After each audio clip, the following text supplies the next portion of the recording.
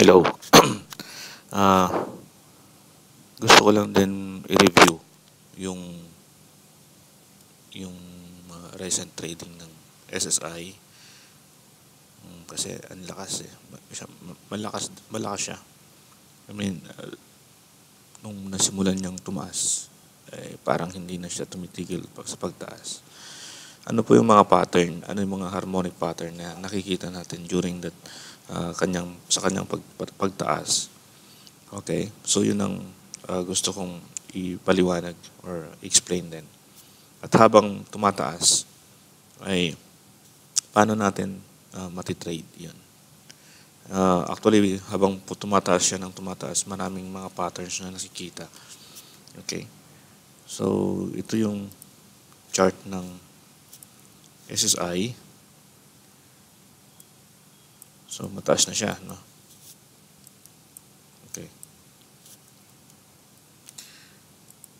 Actually, may nakikita ako ditong pattern. Ito. At hanggang dito. Actually, here. So,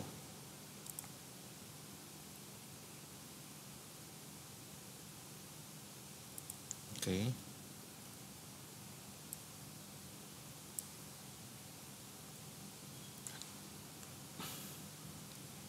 Hello.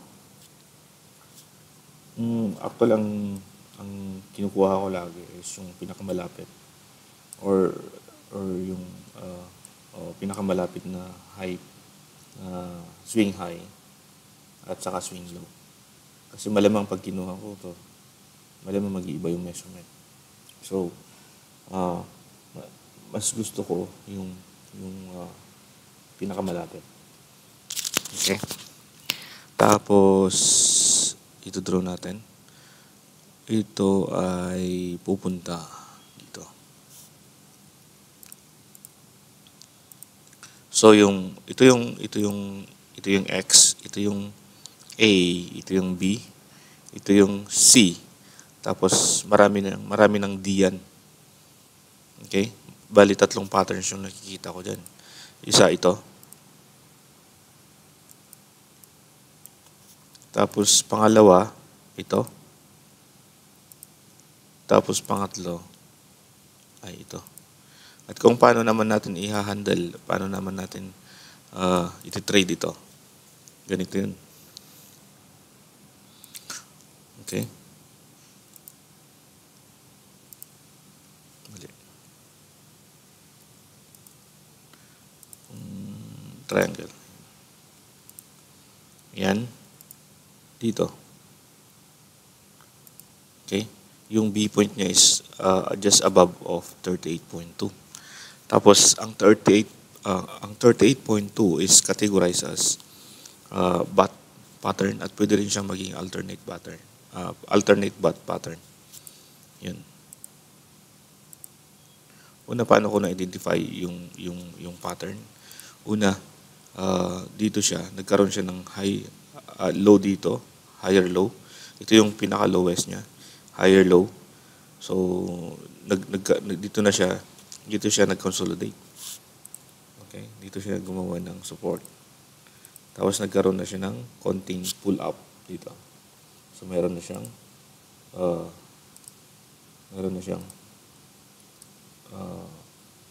picking up or movement na pataas. Okay?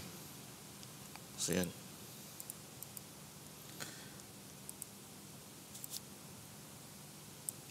So,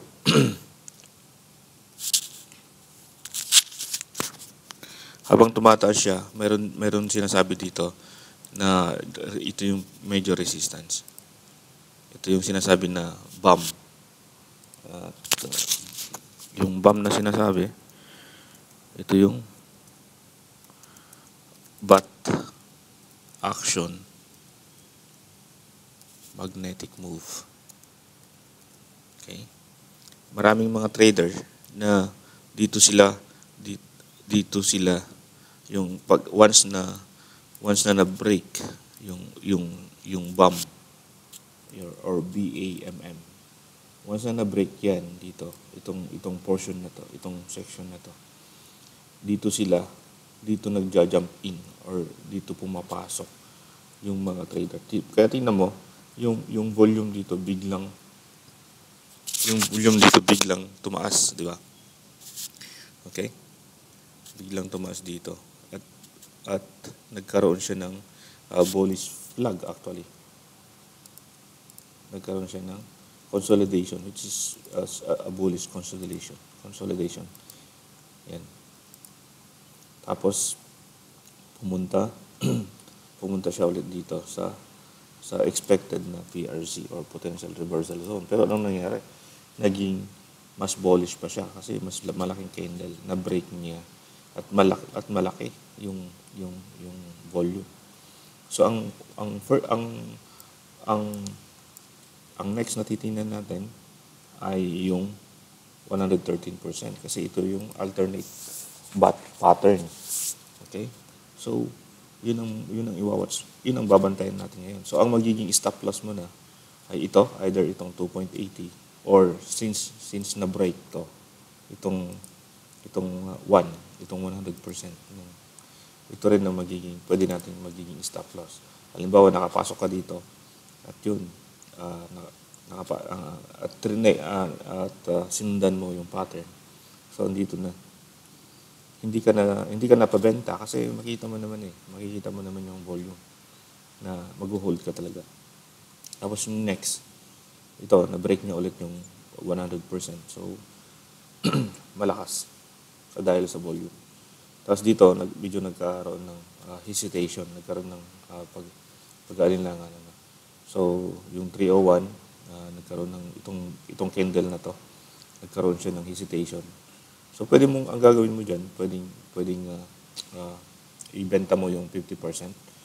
Tapos, antay lang kung talagang i-break niya ulit. Ito, with volume ulit. Ito, yung volume. Pwede kang mag-buyback. Ito. Okay? Yung 50% na binenta mo, yun ang pwede mong i-buyback dito.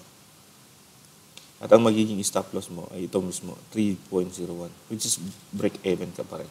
At magiging profitable pa rin yung winning trade pa rin yung trade mo. Kasi nung nakapasok ka dito sa bump or bat action magnetic move ng level ay malaki na, mataas-taas na rin yung tinakbo, yung itinaas. Okay? Tapos nag-hold siya above 3.01 and then next pattern will be ito yun, crab pattern. Okay?